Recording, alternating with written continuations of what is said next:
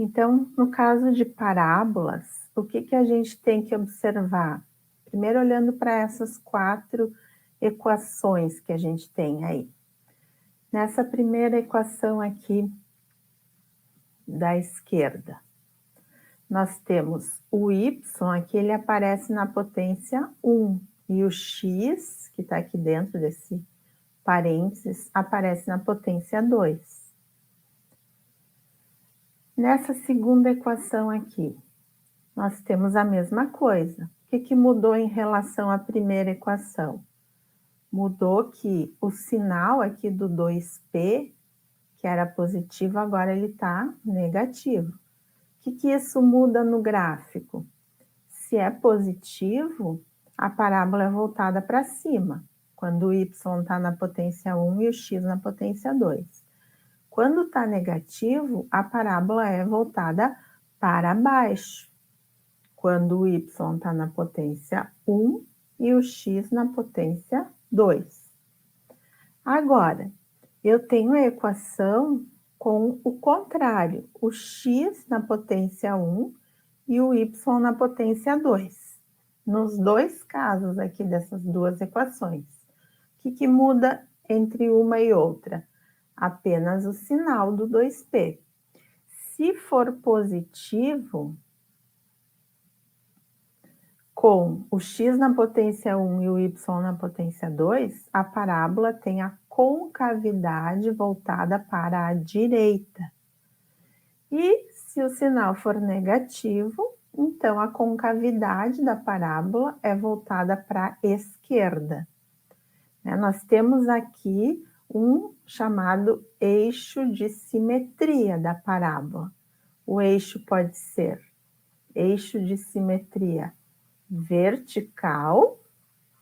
Nesses dois casos aqui, esse eixo é vertical, ou o eixo pode ser horizontal.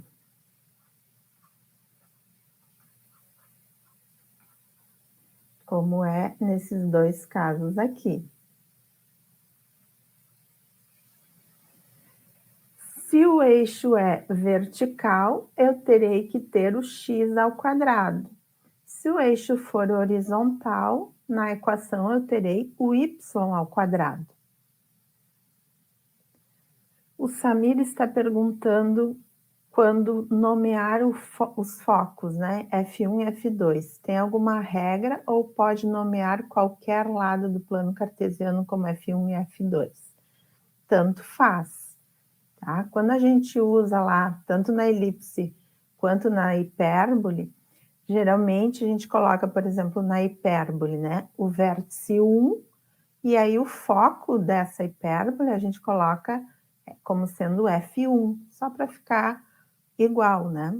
Mas não tem nenhuma regra se vai colocar a hipérbole da direita ou da esquerda como sendo o vértice 1 com foco 1. Tá bem? O que a gente tem que observar ainda aqui na parábola? O que é esse P que aparece na equação? O P, a gente tem aqui um vértice, que é esse ponto aqui, o vértice da nossa parábola. A gente tem esse ponto aqui que é o chamado foco, e a gente tem essa reta chamada de diretriz. A distância do foco até o vértice é igual à distância do vértice até esse pontinho aqui da diretriz. E toda essa distância aqui do foco até a diretriz é chamada de P. Então, a distância do foco até o vértice, essa distância aqui é P sobre 2. A distância do vértice até esse pontinho aqui da diretriz também é P sobre 2. Somando essas duas distâncias aqui, dá esse P, que é esse valor que aparece aqui na equação. Tá certo? Então, quais são os elementos da parábola? Nós temos um vértice, nós temos um foco e nós temos essa reta chamada de diretriz. A reta diretriz pode ser uma reta horizontal. Então, nessa equação aqui da diretriz, nós teremos y igual a um determinado valor. E a gente pode ter a diretriz, nesse outro caso, como sendo uma reta vertical. Essa reta vertical, a equação da diretriz, será x igual a um determinado valor. Ok? Esses valores aqui de A e B são as coordenadas do vértice. O vértice tem coordenadas A e B. Se o vértice da parábola estiver na origem, né, no 0, 0, essa equação aqui se reduz. Né? Se o A e o B forem 0, vai ficar só 2πy igual a x² nessa aqui. Se o A e o B forem 0. Ou seja, se a parábola não estiver com o vértice deslocado da origem. Se estiver, então, a gente chama a componente x do vértice de A e a componente y do vértice de B. E aí a equação mais geral fica desta forma. Ok? Então, são 4 possíveis equações, dependendo da concavidade da parábola. Voltada para cima, voltada para baixo, voltada para a direita e voltada para a esquerda. Certo? Nos exercícios a gente volta a chamar atenção dessas equações e desses elementos das parábolas. As elipses. As elipses, nós temos 2 casos, né? A gente pode pensar assim, ou a elipse está deitada, quer dizer, eu tenho aqui um eixo maior e um eixo menor. Então, o eixo maior, se ele for paralelo ao eixo do x, eu posso dizer, né, que essa elipse está deitada, só para a gente entender o desenho. Se o eixo maior da elipse for paralelo a y, eu vou dizer que a elipse está de pé, só para distinguir dessa aqui, tá? Não é o termo técnico, mas é um termo intuitivo, né? Para a gente dizer se a elipse vai ter esse tipo de equação aqui ou esse. O que muda nesses 2 tipos de equação? Muda apenas esse valor aqui. Ou o a ao quadrado está embaixo do x ao quadrado, ou o a ao quadrado está embaixo do y ao quadrado. O que é o a? O a é o comprimento que vai do centro até este vértice aqui, V1 ou V2. Então, esse comprimento é A.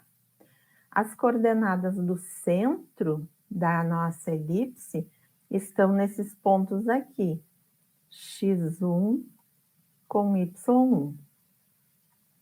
O B é esse semi-eixo menor, é a metade aqui do eixo menor, assim como o A é a metade do eixo maior.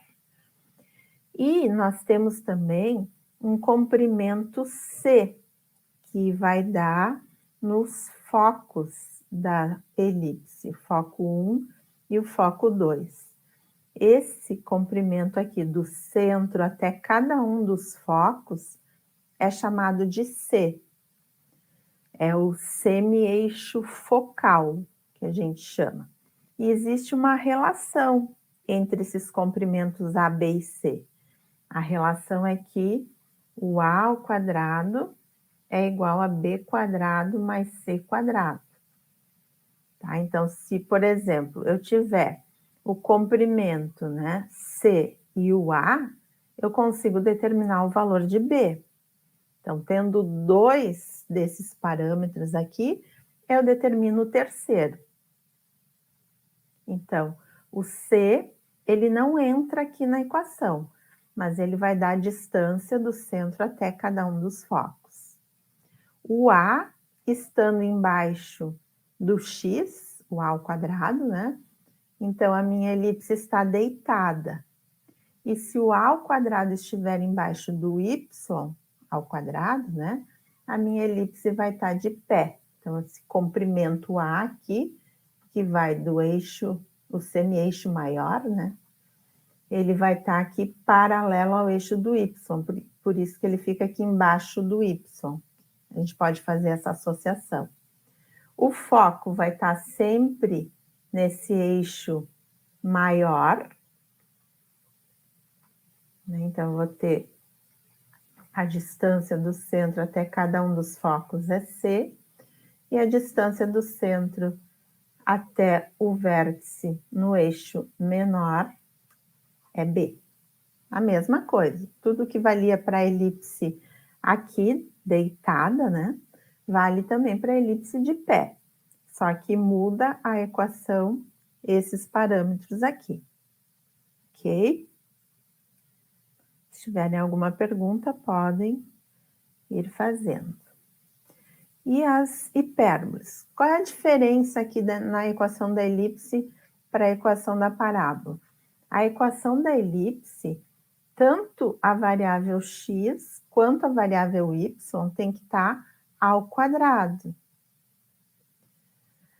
O Gelson está perguntando, uma elipse que tem os dois focos no mesmo ponto é uma circunferência?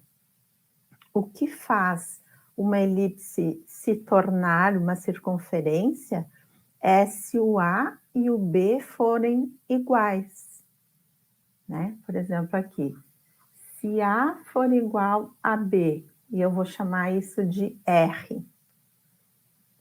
Então, como é que vai ficar a minha equação aqui? Os dois denominadores aqui vão ser R ao quadrado. Então, eu vou poder escrever tudo sobre esse R ao quadrado.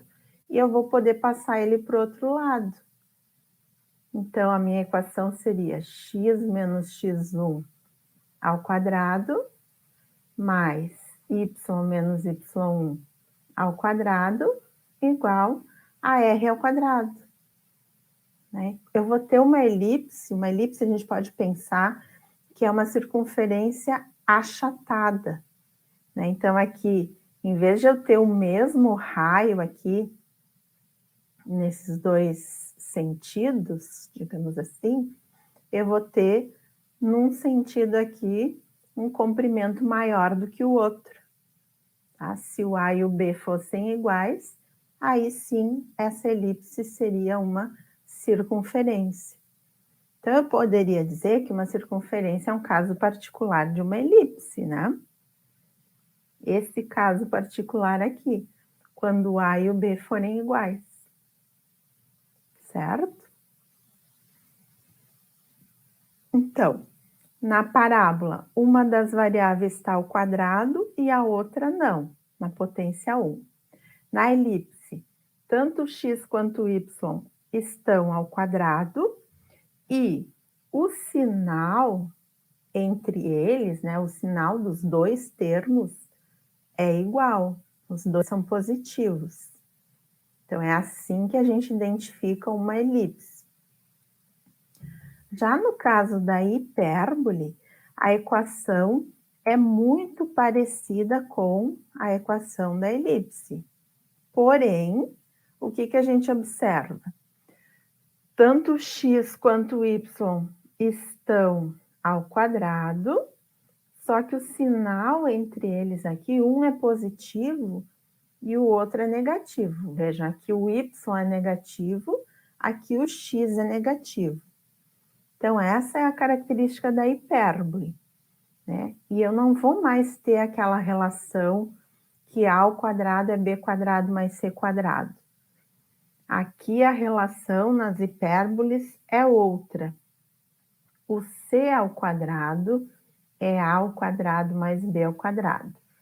De novo, o a é a distância do centro, que ficou pequeno, mas esse ponto aqui é o centro. Então, o centro está em x1 com y1, aqui as coordenadas do x é x1 e do y é y1.